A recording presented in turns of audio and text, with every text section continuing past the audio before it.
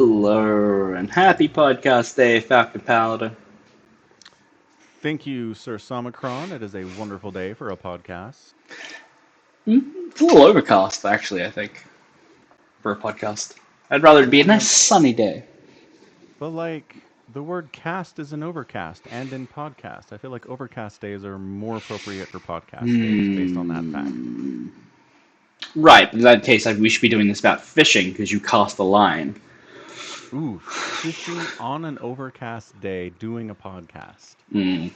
I like it. While having a broken arm, so you have a cast. Oh, yeah. Well, yeah, I guess. I'm trying to narrow down, which is the easiest body part to break and still fish. Arm might be a little tricky. Ooh, yeah. Foot. Foot?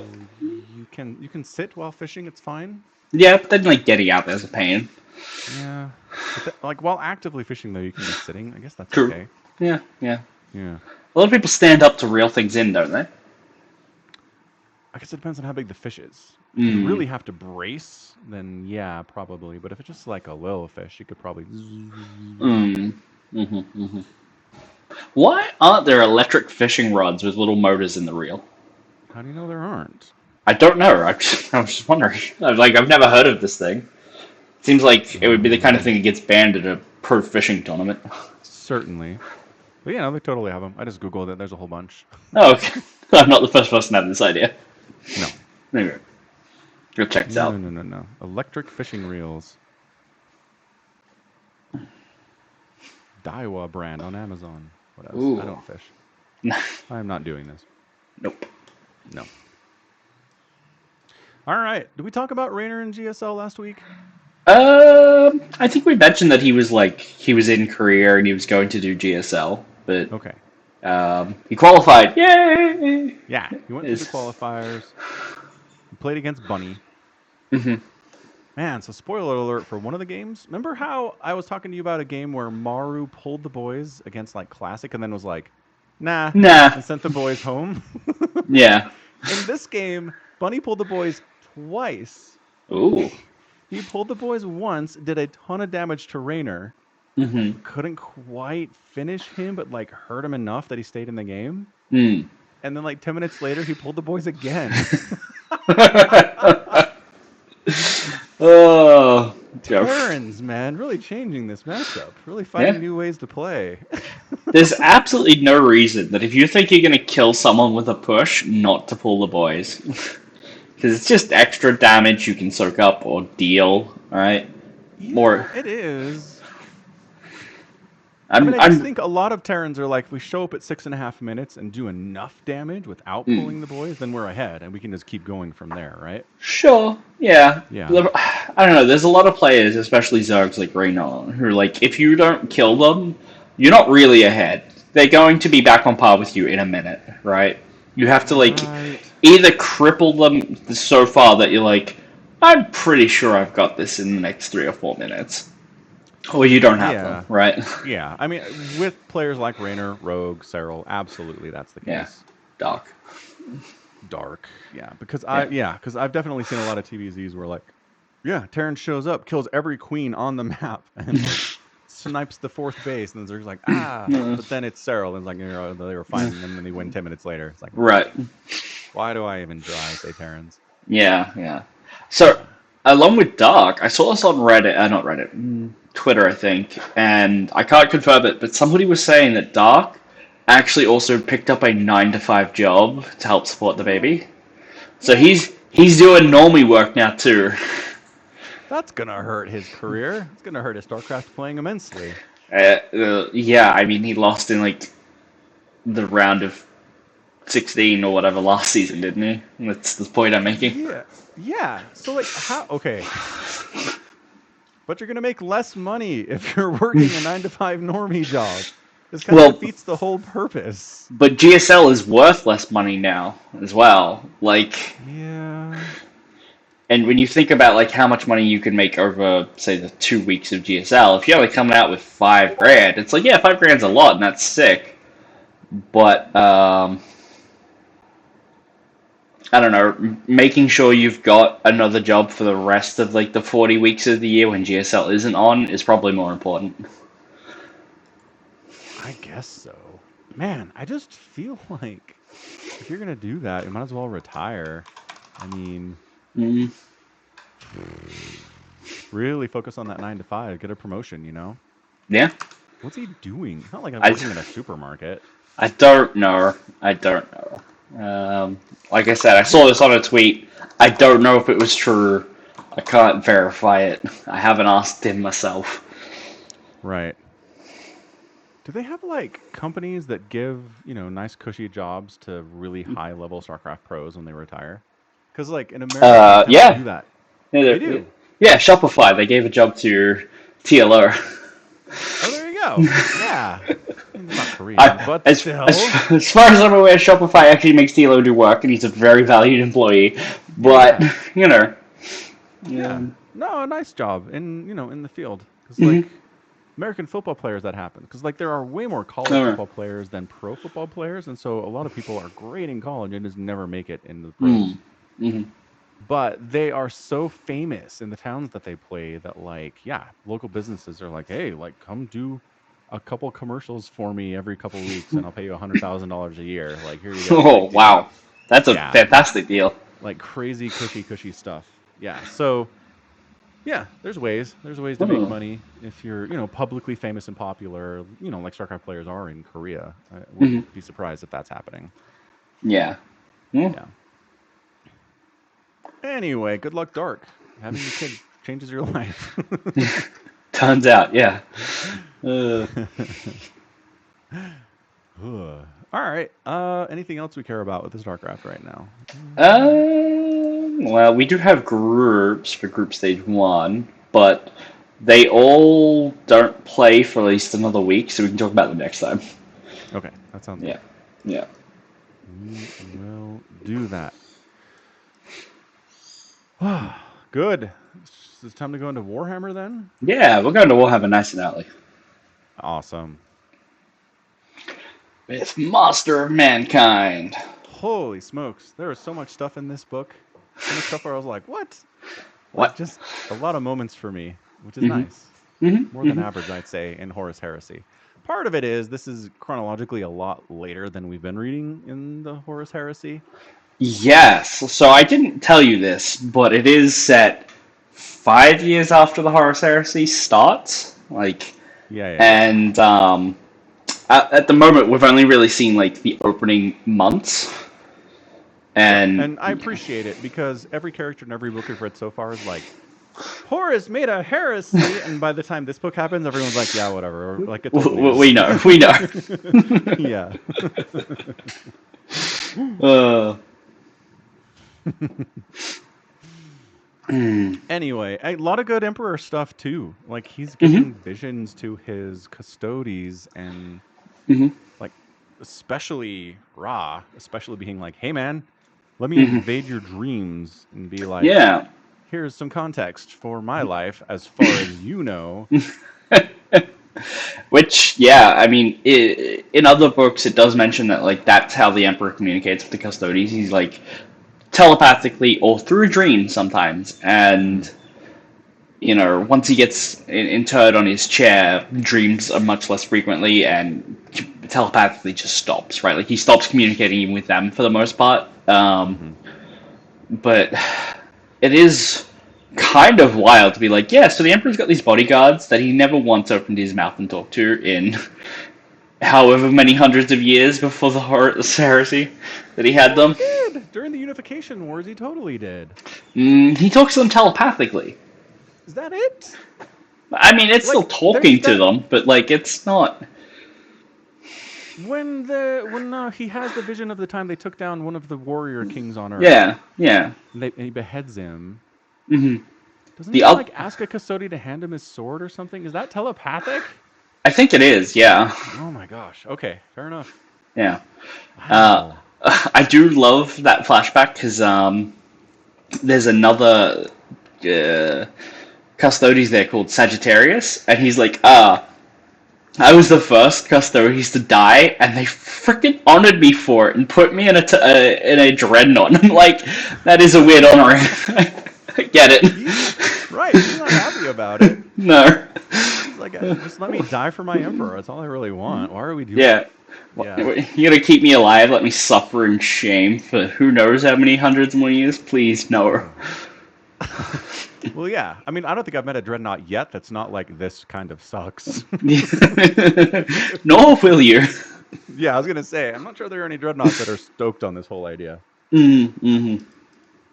And okay, so in combination with the emperor never actually like spoke out loud to his custodies. There's that scene where Land gets summoned to the Emperor's laboratory to kind of like give a little bit of insight in what's going on with Angron, Mm-hmm. which was nice. I was like, Yeah. hey, Angron contact. This is great. What a great scene. So we'll get to that in a second. But Land is like, I'm going to ask you a question. And he's like, okay, cool. He's like, your custodies call you father. No, Primarchs, not the custodies. Sorry, the Primarchs Primarch. call you father. Yeah. And he's like, but you never called them your sons. Mm-hmm. Like, why do you let them do it? Yeah. Why do you tell them they can't do that? Mm-hmm. And the Emperor is like, so there's this story of Pinocchio. Pinocchio, old Earth. Wooden boy who's brought alive by magic. He's not really a boy. But what else is he gonna call Geppetto? Yeah. I was like, It's Emperor, you are a dick. You're the biggest dick. a man with a heart of wood. Oh, yes. Yeah. Oh, and then the context of Angron, like, yeah, we could take this stuff out and he would die. Mm-hmm. Like, well done, whoever installed this into his brain and entire spinal column.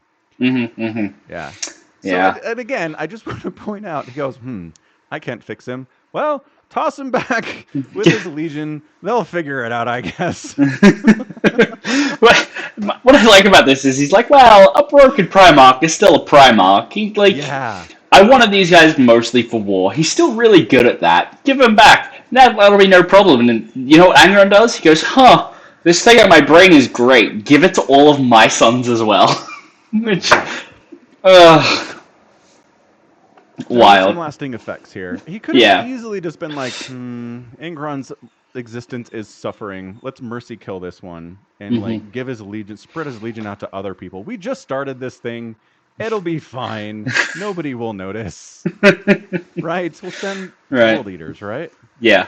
Yeah. We'll just parse out the world eaters to the other legions, absorb them in there. They can repaint their helmets and it'll be great. Right. That would have been the smarter thing to do, I think, in the long run. I love the idea of a world eater trying to blend in like the Emperor's children. Absolutely not going to go down. But, I like the idea. But, like, it's a world eater before Angron gets to them. True. Right? Yeah, kind of. So like they're less imprinted on their Primarch at that point. They are definitely at that point, as the Warhounds, they're a legion of, like, thorough discipline to keep themselves from just devolving into what they become. Right? Yeah. So that, like, you could definitely put them in a legion like the Iron Hands, who are just like cold, calculating, siege warfare. Like, we don't care how many losses we're going to take. But getting like a world leader and being like, okay, now sculpt something with the Emperor's Legion, the Emperor's Children. It's like, write some poetry. I don't think they're going to go into that particularly well. You're right. You'd have to be careful which legions you put them in. But I think there'd be enough space for these guys. That's all. Yeah. You could definitely find a way to do it. But I think it's hard because the way that Angron was found, it was like, okay, teleport into the cargo hold of the Conqueror, like your flagship. And, alright, now just send your highest ranking Space Marines in, one after another, to meet this guy. And then... Wait. So at what point in the chronology does he have him in his lab? After that, I guess. So he's like, he didn't kill all his Space Marines. They seem to be getting along. Let's see if we can get these brain spikes removed. Yeah. That's a weird order to do that in. Like, you'd think you would have been like, this guy's got brain spikes all the way in his spinal column. Maybe we should chuck him out before we dump him on his ship. No, apparently not. No. Fine. Fine. I don't know. don't know. Yeah. whatevs. But yeah, there's a ton of Emperor stuff. And again, the whole point of the Emperor is that we really don't know his entire backstory. We Hmm. really don't know his motives a lot of the time. We know what his Hmm. grand ambitions are, Yeah, more or less. right? You want, Like, yeah, we have ideas of like a nebulous make humanity survive and flourish and rule the yeah, galaxy, kind of. yeah, But like yeah, how that shapes is not exactly accurate, like or known, right? Like we know after reading this, we know he has some plan for the webway. But what plan? had, Yeah, yeah. yeah, Hmm.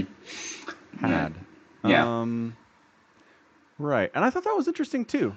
I hadn't really seen anybody talk about this concept. I guess maybe it doesn't really exist outside this book, but the fact that there's this Eldar Oh, technology that the the webway absolutely exists outside this book. It's in tons okay, of other stuff. Yeah. okay, good, good, good. Hmm. But anyway, the point that there's this Eldar technology that the Emperor was like, oh, we can do interstellar travel Hmm. without having to rely on the warp at all. We don't have to have psychers in our ranks at all. We can Hmm. completely divest ourselves from the warp. That Yeah. will change everything. He has this grand vision. He's really excited about it. Hmm. Hmm. But then the heresy happens at the worst possible time, completely shuts it down, Right. Well, and not even we're the stuck. heresy. It's Magnus. Like, Ooh, really? Hang on, hang yeah. on, hang on, hang on. So, without the heresy happening, Magnus does Magnus doesn't. this. No. Well, Magnus is in theory bringing a warning to the Emperor of the heresy. But I don't know, but let's divest it. Let's say Magnus wanted to warn the Emperor about some. Whoa, about. Yeah, you got some water? Okay. I can still hear you talk. Okay, yeah. Yeah. So just divest it, right? Let's say Magnus warns the Emperor about something else, does this thing, unintentionally opens the gates to the warp to Terra. The Emperor has to use every fiber of his incredible power to keep them back. So that So prevents him from using the webway. yeah. So Okay.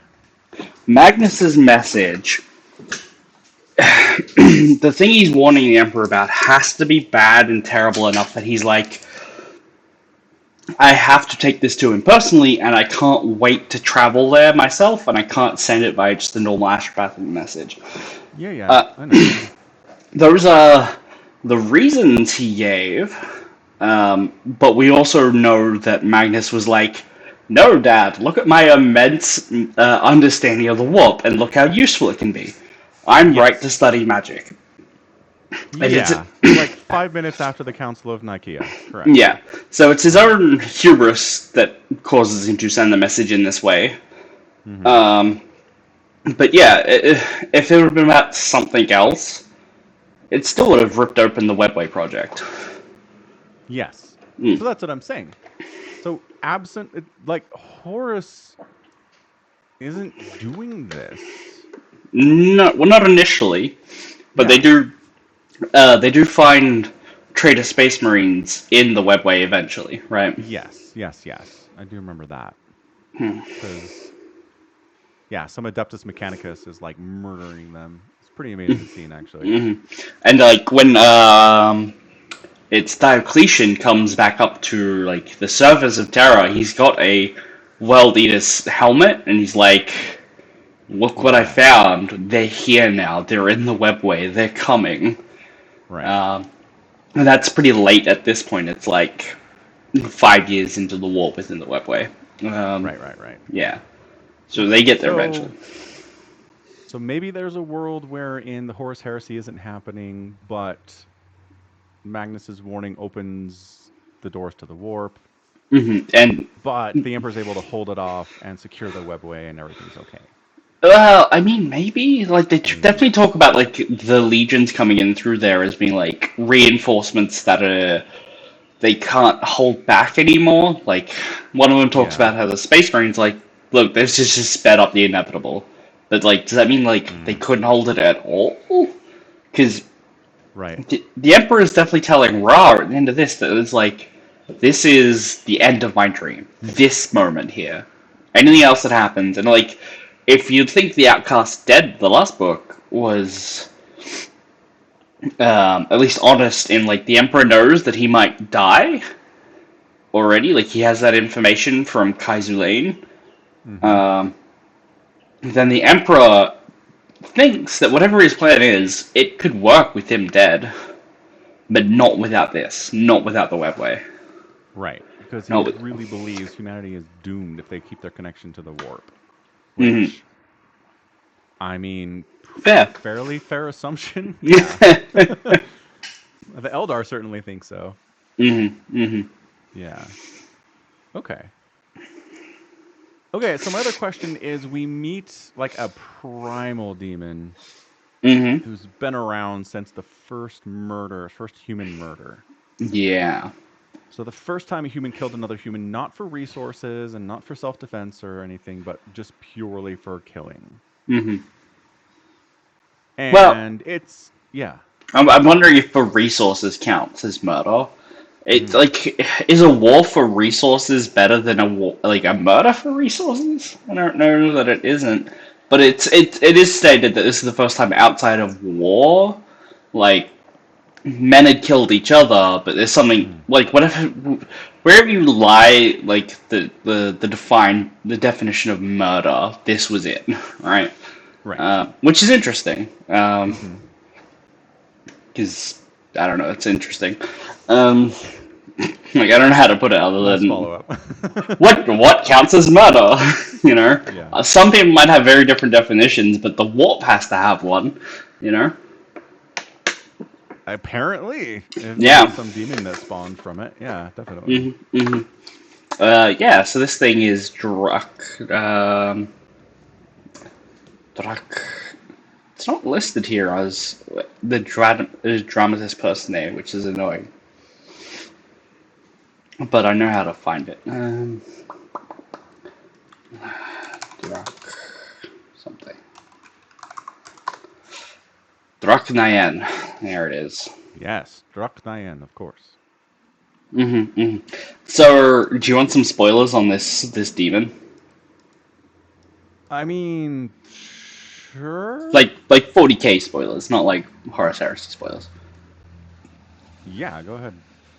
So, at the end of the book, the Emperor stabs Ra with the sword, right? And he's like, "You're now a demon host, my custodes. Run, just run, take the demon as far away as you can."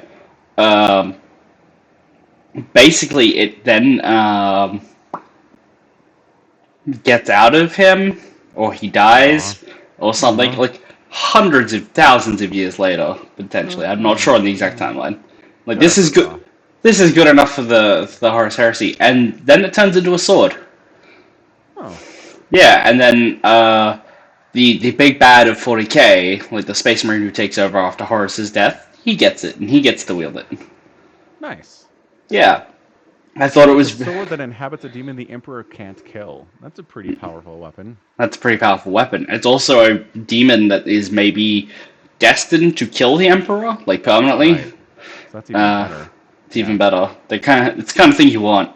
The interesting thing is, like, the book talks about how it moves from like form to form, and like sometimes it's mimicking lesser demons or greater demons or viruses or just the ichor spatter on, you know, the spit from a demon, and then it like possesses a Titan and is like. Does it possess the Titan, or does it possess the people piloting the Titan? I think it's the people piloting it. Yeah. But he goes, well, I could move down and merge with the sentient soul of this machine, but I don't want to be bound by even such a powerful form. It would feel limiting after a time. He doesn't want to be a Titan, but he become a sword? Yeah. Sword feels even limited than a Titan. Yeah, definitely. And the capacity for damage of a Titan is at least more entertaining. Yeah. Compared to a sword. Yeah, that's a good point. I don't know. Yeah, it's interesting. He can like split himself up, so he's like little pieces of him are in each of the consciousnesses of every, all of the demons running around. Yeah, really malleable enemy.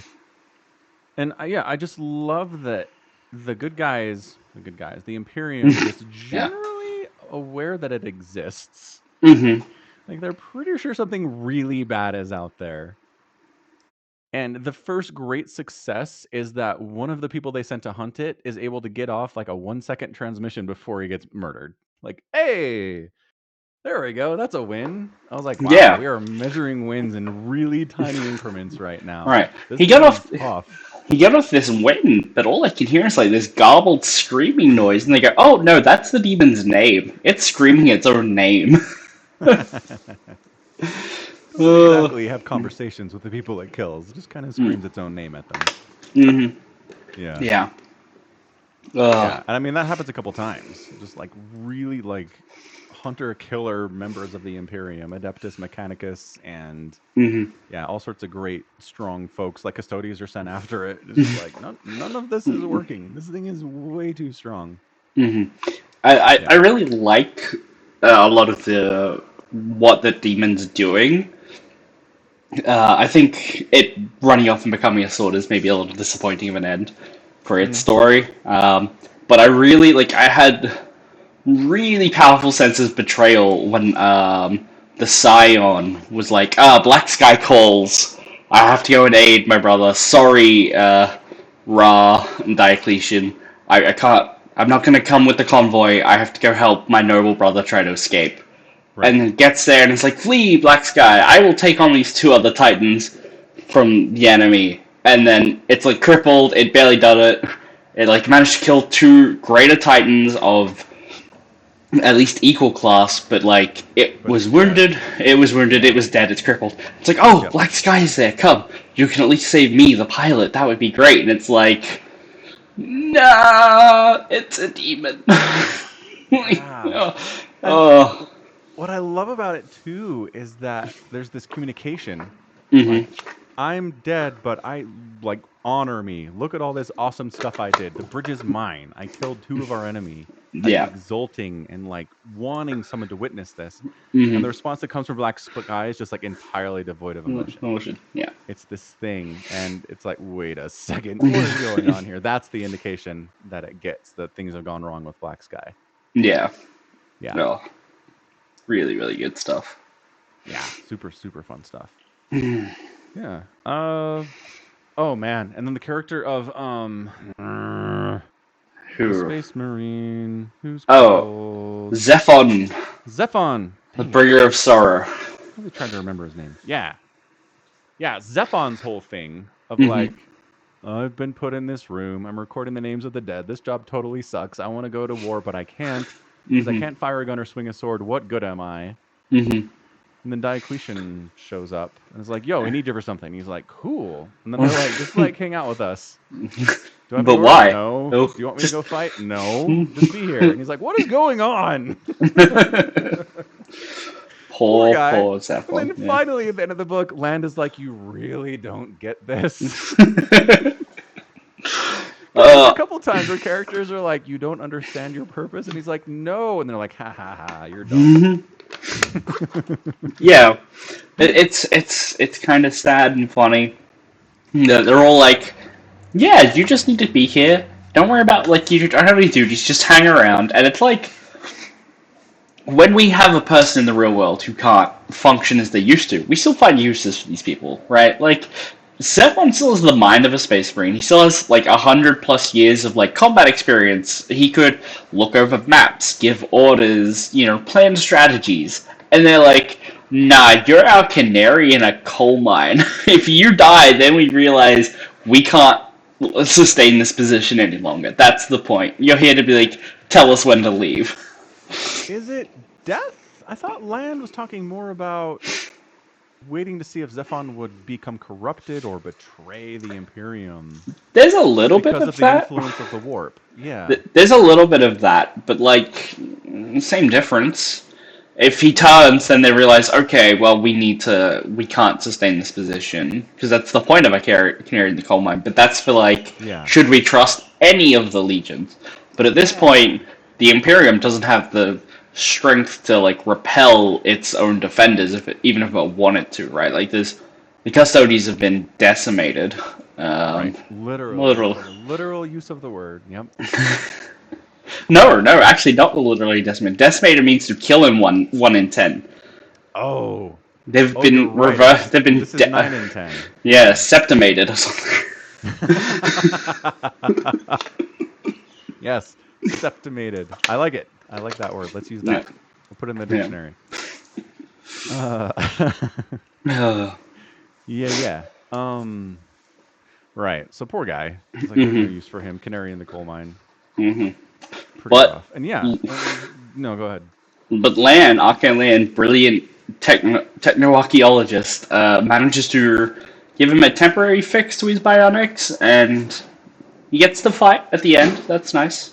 Yeah, that's all he ever wanted. He Mhm. wanted to fight. Mhm. Mhm. Yeah. That's what he's programmed to do. Mhm. What else? What else? Okay. So then there's the moment where the Emperor's like, "Hey, what's up?" He tells Diocletian, I think, Mhm. to tell the Sisters of Silence to engage whatever Silence that sanction. program was. Silence sanction. Yeah. The Yeah. unspoken sanction. Yeah, sure, that one. The unspoken sanction. So Diocletian's like, I don't know what that is, and nobody else knows what that is, but the sisters are like, word, let's go. And the book's like, we're not telling you what's happening. I think the funniest idea is two sisters getting an order, being like, "What?" Because obviously, What's going on? I mean, yeah, no, it's funny that like they'd sign to each other, "Word," you know. Yeah. The one thing they don't have is It's a little ironic, yeah. the unspoken Right. So sanction. we get some perspective of, nascent psychers from different worlds getting picked up and put on black ships, and they don't know what's going on, and they don't know why they're there. Mm-hmm. And they then think more of them getting stuffed into these ships, and they're getting fed, but like not really being treated very well otherwise. right. They think they're going to be astropaths, and that getting these coffins, you're going to on your way to be soulbound, and then you'll be an astropath. Yeah. And they've got 1,000 coffins and 1,000 psychers. I think the perspective of the Silent Sisterhood is never not kind of sad. I don't know how to put it. It's like this one sister who's like, is there really no one left in our order? Are we so depleted that this role falls to me to do this? And it's like, I'll do my duty. I will hook up 1,000 psychers to the Golden Throne and lament the loss of what the Imperium has become, that we've devolved to human sacrifice. Right. And then just to cover you, like, just a little bit more is like, oh, for every coffin that's plugged into this thing, there are 9 more empty slots. Because by 40k, they're feeding the Emperor 10,000 souls a day. Yeah. Yeah, so that's good times. Bad times. Okay, so how does this thing work?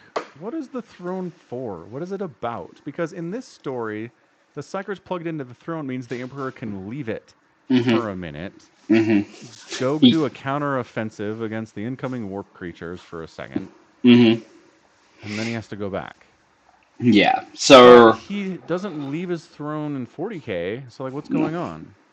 So, at the moment, the chair is basically just a giant psychic amplifier that allows the Emperor to negate warp fuckery and stabilize it. So, there is another story in 40k where some Dark Eldar are trying to build their own Golden Throne, and they're like, hey, humans, we'll totally tell you how to fix your Golden Throne if you give us some parts to look at. Like, what's wrong with it? We'll tell you how to fix it. And they're like, what do you want out of this? And they're like, oh, just a couple of planets that we get to, like, have, and we can eat all the people on it. And they're like, what? They go, okay, I guess that's fair if it fixes our Golden Throne. Like, we really can't replace this. And, like, the last minute, there's an Inquisitor who's like, don't do it, you fucking morons. They want the genetic remains of, like, the Emperor that's left in, like, these blood tubes that you're giving them, so that they can grow their own Emperor and have him sit on their own Golden Throne. This is not a good deal. They don't want the planet. But basically the reason why they're doing that is like their little section of like the webway that they hide in is collapsing, like the warp's getting in, and they like the throne blocks out the warp basically. It stabilizes the area at the moment in 30K where the humans, the Imperium and the Mechanicus, are trying to breach into the webway and building their own connection to it. Yeah. So that's what it's kind of doing. The Emperor, it takes all of his like time and effort doing that at the moment, but he's like, okay, 1,000 people, I can put it on auto and leave it for a day and get up and help the retreat, basically. That's what it does in 30K. In 40K, it's also a life-preserving system, and without it, he would die. Right? Like his body's still like degrading very, very slowly, but it is degrading. But it's keeping his psychic essence alive. Importantly. And keeping the warp at bay? Yeah. Mm-hmm. Okay. So basically, by 40K, it's keeping the warp from like overrunning Terra. Yeah, so it's unclear whether or not sealing the door at the end of this book means that the Human Webway project just doesn't connect anymore, and like the Emperor isn't doing that. But as far as I'm aware, he does get back on his throne at the end of this book, right? Yeah, yeah. So if it's not immediately holding back the warp for the Webway project, the other thing he's doing is emanating an Aegis barrier around Terra, which prevents demon manifestations on it. That is something that talks about later in the Heresy during the siege. Like, this is what the Emperor's doing. He is holding back the warp from anywhere on Terra from manifesting demons. Yeah. Okay. By 40K, he's also using it as a life preserver, and he's powering the Astronomicon, which is the giant lighthouse in the warp that all the navigators look to travel through the warp in ships.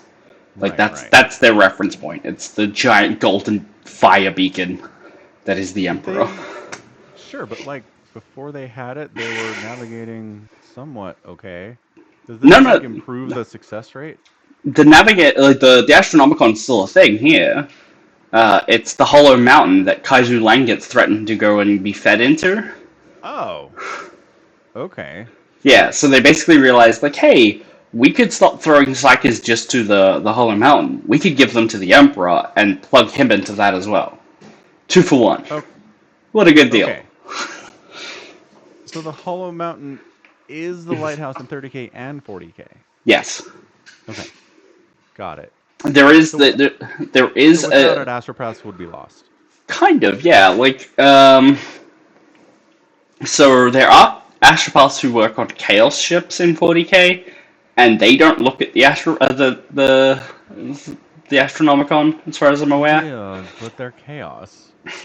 Right, but they get around in some other ways, but like, yeah, it's tricky because not all Chaos Space Marines exactly love the idea of the Chaos Gods, so they're not necessarily people who are making packs. These are more renegade Chaos Space Marines rather than just Chaos Space Marines. Like renegade Chaos Space Marines. So imagine a renegade, and a renegade is someone who is a traitor to the Imperium but isn't on the side of Chaos. Oh. So you have their ship going around, but the Space Marines on it, at an individual squad level, might worship a Chaos God. But not required. But not required to. Yeah. Yeah, there's some good books on that if you really want to read a horrifically dark time. It does sound like a fun concept. It's a really good time, a fun concept, I should say, and it's by the same person who did this book, Aaron Dembski-Bowden. Okay. Yeah. Good deal. Good. Oh. Yeah. So yeah, like in the afterword. Tell me. This guy was so a verbose author. And his afterword is like 5 times longer than anyone else's afterword. I was like, oh, that makes sense. He goes nuts with it. Oh, good. So what did he say about something about the Emperor? Something about the Emperor. While you look for that, I would Yeah. just like to touch on that the idea of a promotion in the Mechanicum is being upgraded into the Archimandrite project, where you basically assumed within a giant tank is the best way Right. to put it. Um, oh god, I get that she was like, I want to go home, home, home, Yeah. home, but like drawing off tiny little subtle parts of like the Mechanicus retreating forces and being like, nah, my agenda. We'll wander into the webway. What could go wrong? As we look for Mars, we definitely won't have enough people to take Mars when we get there, let alone get there. But Yeah. That was tough. I like Yeah. Yeah. Yeah. I For feel for it, but yeah. Yeah, that was tough. Because, yeah, every Martian you meet is like, we'd Hmm. like to take Mars back. Yeah. And the Emperor's like, hey, we need this thing. And Mars is like, help us take Mars back. It's like, fine, we'll do our best. Yeah. And then in the end, can't. I Our best is not good enough. I think Arcane Lamb was perfectly spot on when he was like, yeah, like the Imperials made that false promise to you, like just to get what they need. Like they had no intentions of trying to secure the route to Mars within the webway. Like they knew they couldn't at that point, but they offered it anyway. Right. Yeah. Bleh. Bleh. Okay, so here's the thing I was looking for. Hmm. He says, everything I wanted to show has been shown. Unless you started here, then you've probably just read the book, and are now making your way through my rambling thoughts. So he says, the fact is, I didn't want to reveal anything about the Emperor as any kind of definitive objective truth. I don't think anyone should. Either Mm. partly because understanding the Emperor's nature and origins hasn't been important for 3 decades in this popular setting, and it's never going to be necessary for that, and partly because there's no answer that will ever be satisfying enough or believable enough for anybody. Right. Nothing will match everyone's massively varied perceptions on this setting, and that's as it should be. It's Warhammer 40k after all. No Hmm. one faction is right in this setting, and it's all just levels of ignorance and occlusion. I was like, bag of Yeah. cats! Yeah. He Yeah. said it Yeah. more eloquently, but that's the point. Hmm. I mean, the Emperor is a giant autocratic techno-fascist, right? Like, Hmm. he needs to have some goal that is somehow grandiose enough to make everyone go like, yeah, no, I get it. Like, I'll give up all my rights and like live a life of meaningless toil because only in death does duty end. But at the same time, you can't give anyone that goal. Like, you can't tell us and go, yeah, that's believable because no one's gonna believe that. Right. So yeah, I mean, I like to think that a lot of what we see the Emperor doing here, like you can take it at face value, and it totally fits with everything else that kind of does. But the Emperor is still just very secretive, and even in this, and it's like, was he Yeah. showing everything to Ra? He says he showed everything to Ra. Well, except he says, what I showed you helps you understand the importance and the grand scope of my work so that you will be motivated to keep this demon in you as long as you can. Right, That's but that conversation. It's not, he's I showed you the truth, well. really. He says you're the only mortal I've ever shown the entire totality of my aspirations or something, right? Yeah, but it's the Emperor. Right. Yeah. But like this is He showed Raw what he thought he needed to show Raw, so Raw would be cool with this whole thing. yeah, I suppose. But like this is also the Emperor who's like, well, you guys couldn't betray me even if you tried. Like, Yeah, that's my thing. I was like, why did we have to show Raw anything? He's programmed to defend the Emperor. If right. the Emperor says, get this thing away from me, it can kill me, he will do it. He doesn't need Yeah. visions for that. Yeah, but maybe he will try harder now that he's been enlightened or illuminated, I should say. Um, I you know, guess. I don't know. maybe I don't know. Yeah, It's I mean, what? He succeeded for what you said, like 1,000 years, maybe? I would have to like look But to it's know. more than a couple 100 years. Uh, yeah, I mean, is 500 years less successful by huge amounts than like 1,000. See? And that's what I'm saying. Right? So, like, how many extra centuries did we get by showing him these visions that may or may not be true? I don't know. Yeah. I was don't know. interested in the first one that he shows him at the start of the book, where it's like, here's me as a kid, murdering my uncle after my father was killed, with my mind. And I'm like, this real? Like, I don't know. Yeah. It just brings up so many questions, because it's like, if he was a child... If he's in this village of mud huts and straw roofs, right? How far back does that put him in Terra's history? Like, it's other. He's pretty old. He's old, but at the same time, we still have villages right now on Earth that are mud huts and straw roofs. I mean, but we know he's older than. Do we get? What? We know he's older than today, though, because like he's St. George and the Dragon. Like, he's our myths. We have myths of the Emperor from hundreds of years ago already. Well, yeah. I mean, again, ignoring Bag of Cats lore. Sure. Sure. I'm like, maybe we do. I know what you're talking about, right? Maybe those are real. Maybe they're not. Maybe. Yeah. How else did that dragon get to Mars? Yeah.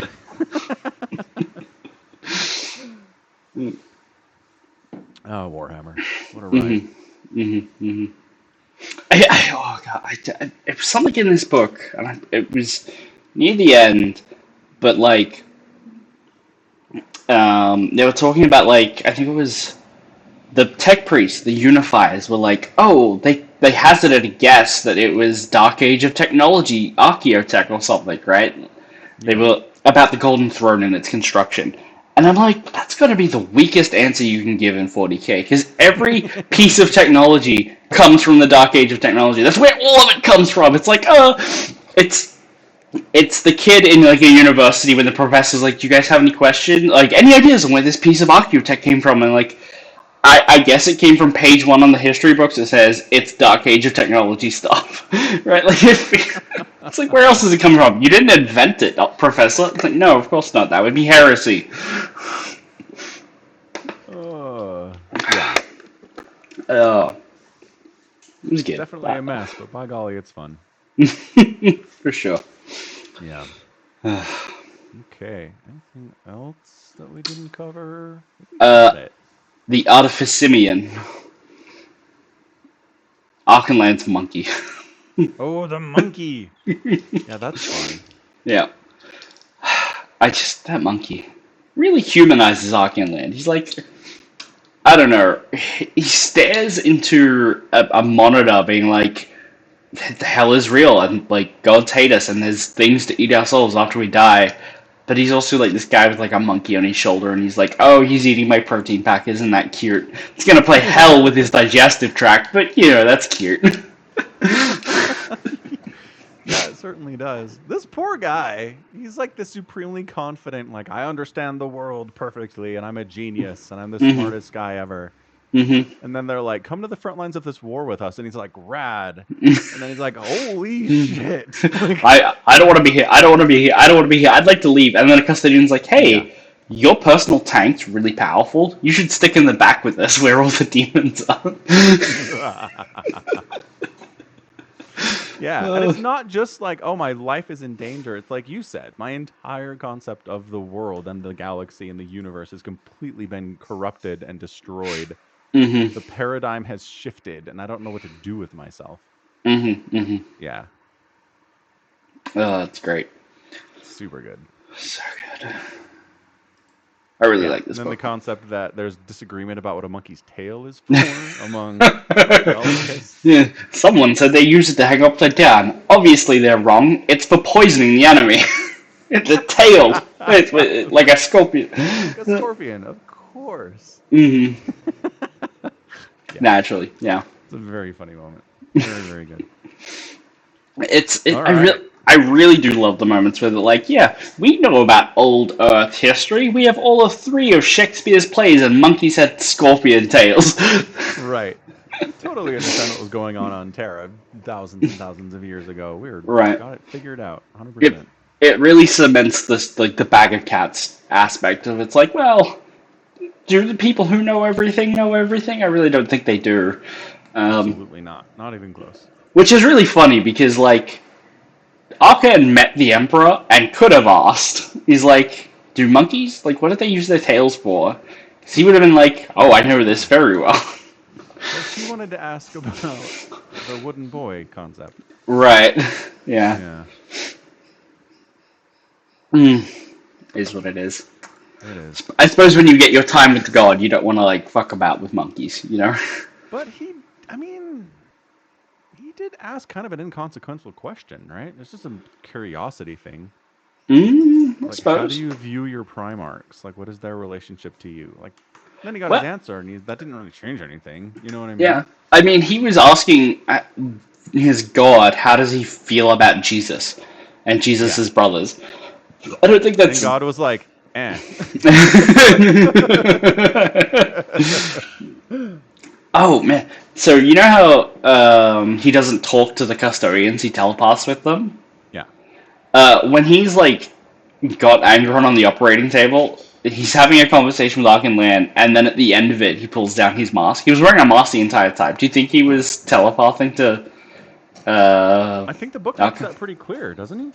Does Land it? is like he notices that he's getting words projected into his mind and they're not audibly being Uh, spoken. I think he picks up on it pretty quickly. okay, I wasn't sure. I didn't, you know, Yeah. it like glimpses over because like Arkenland is definitely like in love with the way the Emperor talks. He's like, it's without emotion, but it's so logical and blah Yeah. blah blah blah blah. It's giving me a hard on, a rock steel hard on, and you know, I was just like, oh, is he interpreting that from like the telepath in his head, or is that actually how the Emperor's projecting it? Because like Hmm. Arkane's gonna like interpret warp visions and you know the way he wants it. You know, like most religious people are. Hmm. So I wasn't sure. Yeah. Hmm. I'm pretty sure that's in there. Okay. Anyways. Yeah. Anyway, Anyways. uh, where are we off to next in the Grimdark? So you recommended Descent of Angels like 3 weeks ago, and it finally came through my library system. Excellent. This is entirely pre-heresy, I believe. The whole thing is? I think so. That's interesting. Just lion background, huh? So like 90% of the book is the lion growing up on Caliban, and like it's Yeah. all really fascinating stuff. It's like a really interesting culture on this planet. It's all good, and then it skips to like, and now he's reunited with the Emperor, and here's a little short story about maybe some heresy and some warp fuckery. You know?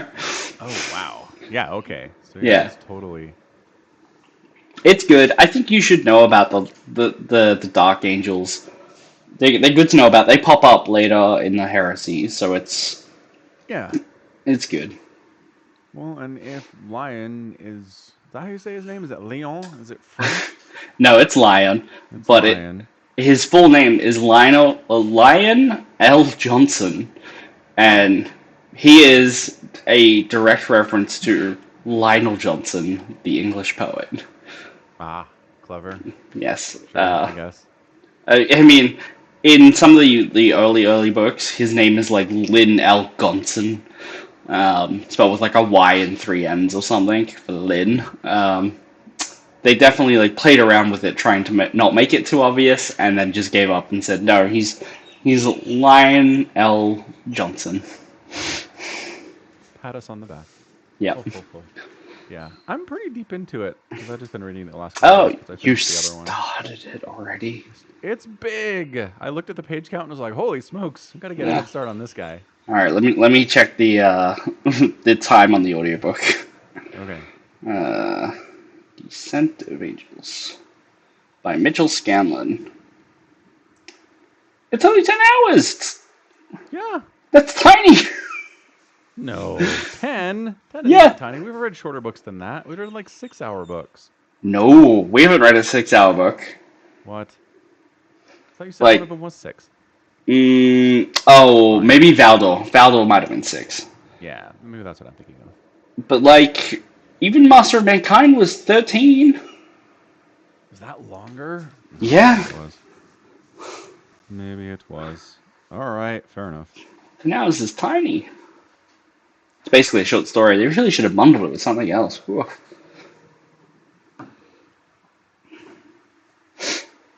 Which is, I mean, funny because it does feel like there's 2 stories in this book. Yeah. So I've just been spending a lot of You time get with Zahariel and his it. whole Zarya. Yep. Zariel and his exploits. It's good. Like all of the stuff on Caliban is really, really good. In my opinion. Yeah, it is good. It is really fun too for them to be like, we have these stories of Terra and coming to this planet, but like, it was so long ago. And then he slowly gets exposed to like lions having these, Primarch visions of the Emperor coming like they all do. And he meets some We Eldar in the forest who are like, you uh, humans are problems across the whole galaxy. And he's like, what?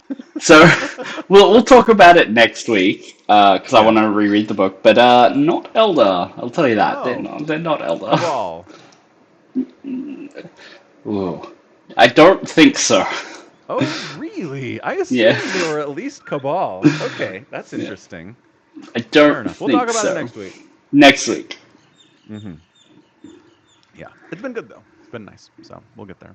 Excellent. All right.